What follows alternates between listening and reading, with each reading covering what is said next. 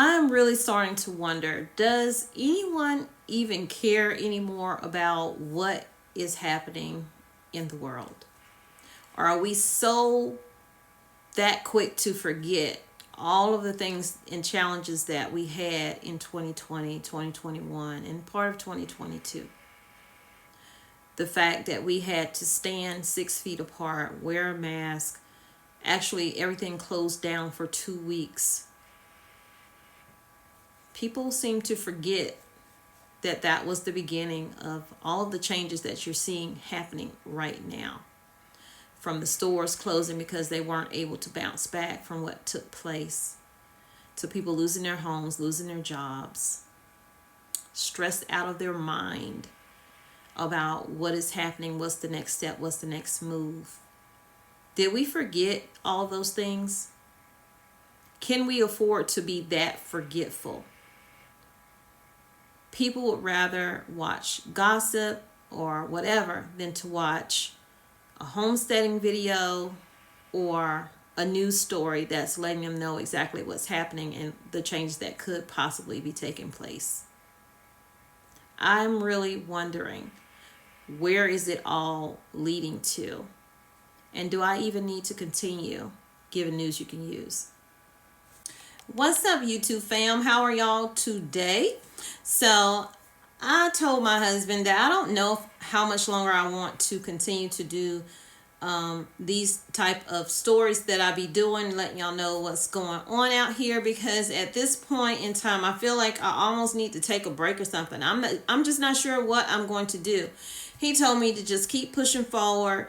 Don't allow the fact that your videos are not being pushed like they used to be pushed. You're not getting the views like you used to get. And the channel is not growing. The channel is actually going downward instead of going upward. So that's me sitting and trying to figure out, analyzing what I need to do going forward. Do I continue to do the news that you can use, or do I just go back to doing just my homesteading and just my cooking and just, outdoor things, period? Or do I continue to do a mixture of both? I just don't know at this point. I'm at a loss for what exactly is happening on YouTube lately. A lot of people are experiencing this, and then some people aren't experiencing this at all. But today I have a news story, and I'm going to give it to you however it goes.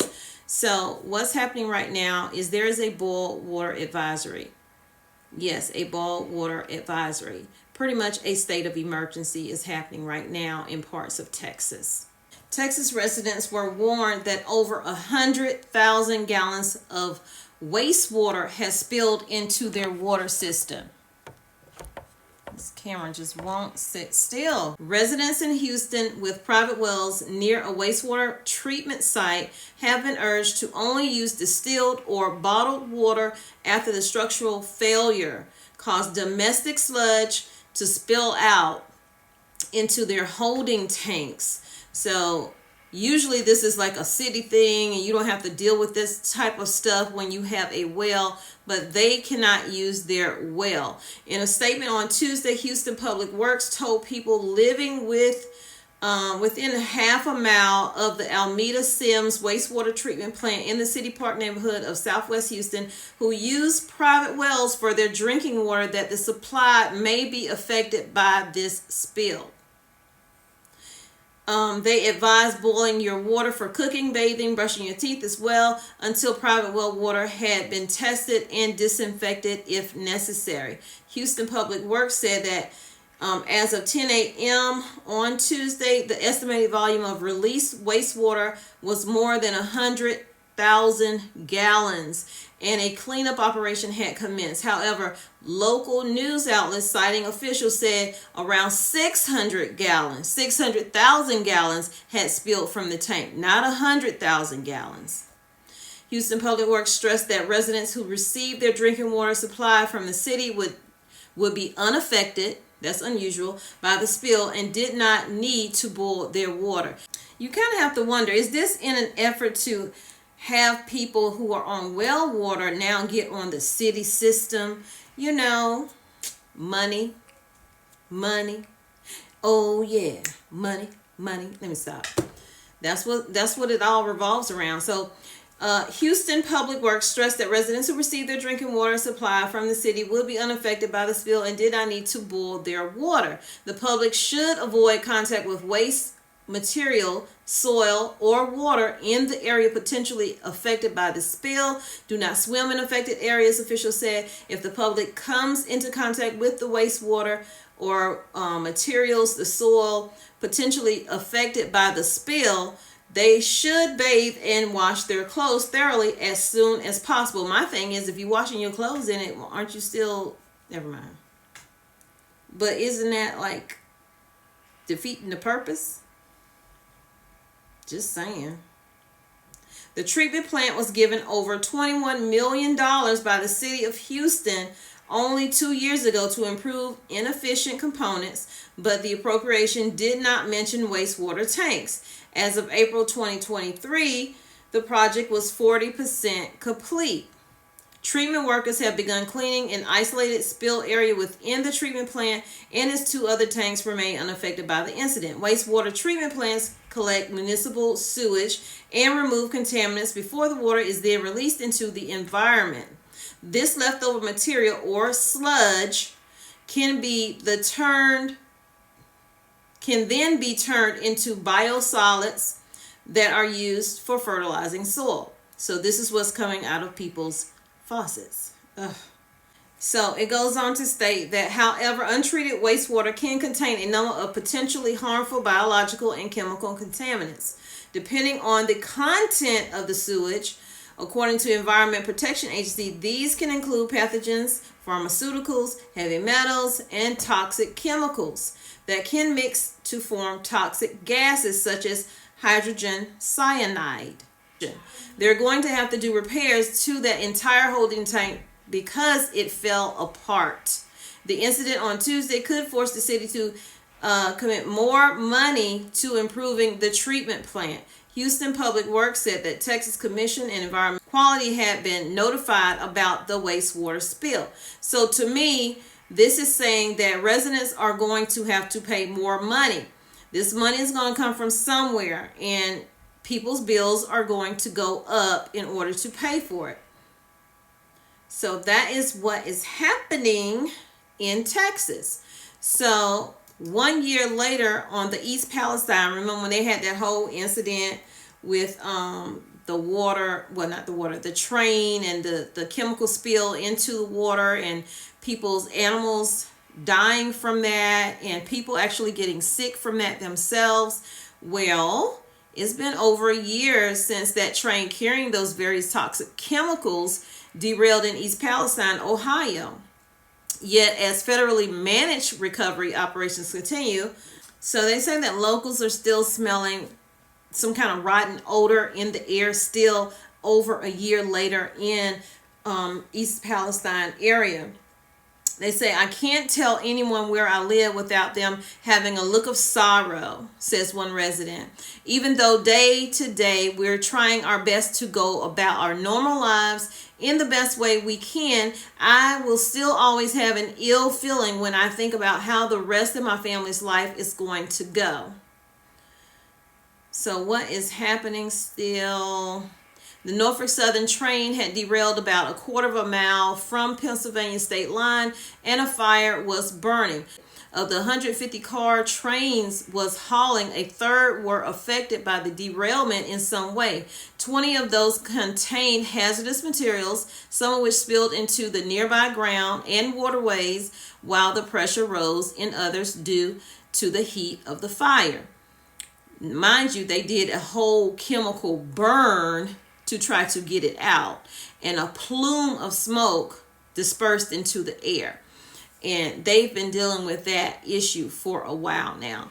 So it says, fearing a sudden explosion, emergency responders breached 5 cars containing vinyl chloride and diverted the chemicals into a trench to be burnt off. East Palestine was evacuated as officials warned that the controlled burn would send gas used to attack trenches during the World War I and hydrogen chloride, which can cause serious irritation and tissue corrosion into the surrounding atmosphere. So when they were allowed to return home, locals complained of symptoms associated with exposure to toxic chemicals, while those with private wells were told to drink bottled water.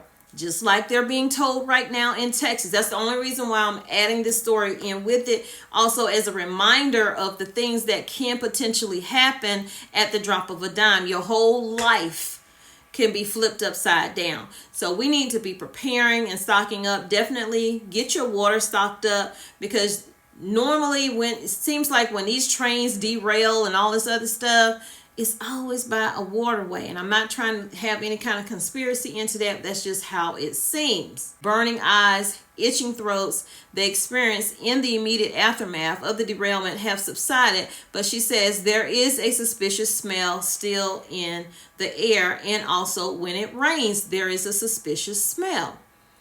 Now I will say that they were doing a whole lot of testing, and they were coming back saying nothing's wrong with the water. They even had officials go out to people's home and pretend like they drinking water. I did a bunch of videos on that, showing them in the video where they're putting the cup up to their mouth as if they're drinking. You could tell that they weren't swallowing that water, but they was trying to convince the residents that everything is okay and everything is fine. I know that when this initially happened, a lot of people saying, well, I know they're going to get a settlement from that, because they did have like a little lawsuit out against Norfolk Southern for this derailment. But they're saying here that this couple is saying that they accepted a total of $3,600 from Norfolk Southern, but estimate to have spent a further $3,500 to $4,000 for their own money replacing their furniture and fittings, because a lot of the stuff in their home was porous and they could not get it clean.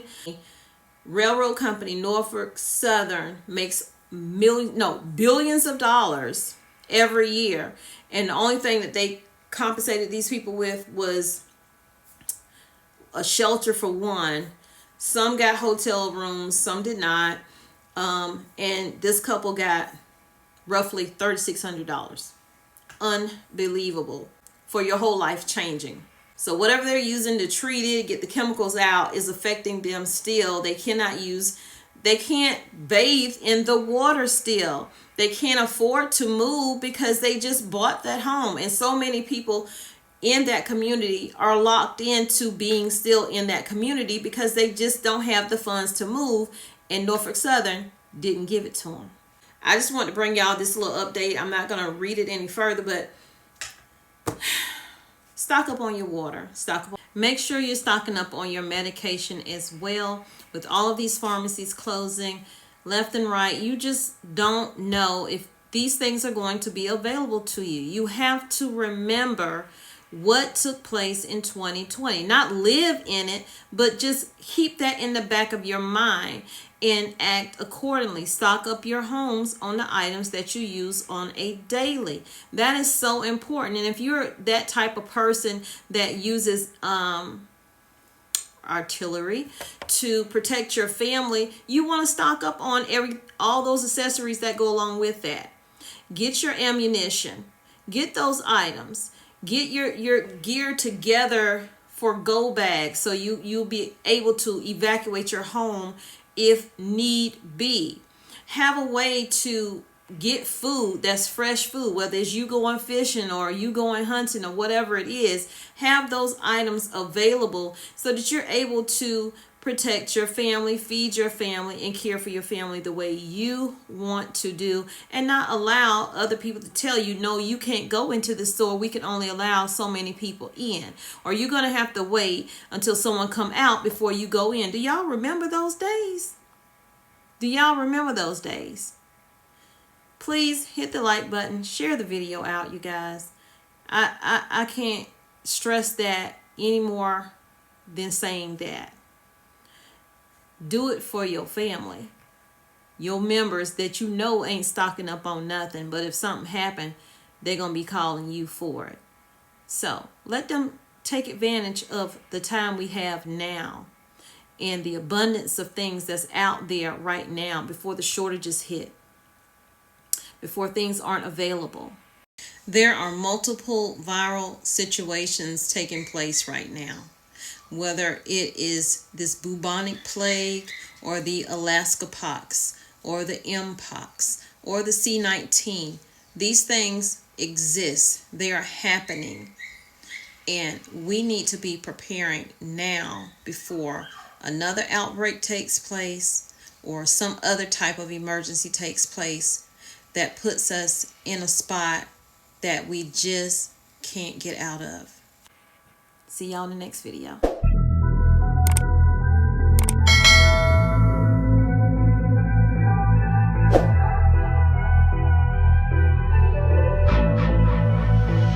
I've been giving you the worst. Now you wanna stay to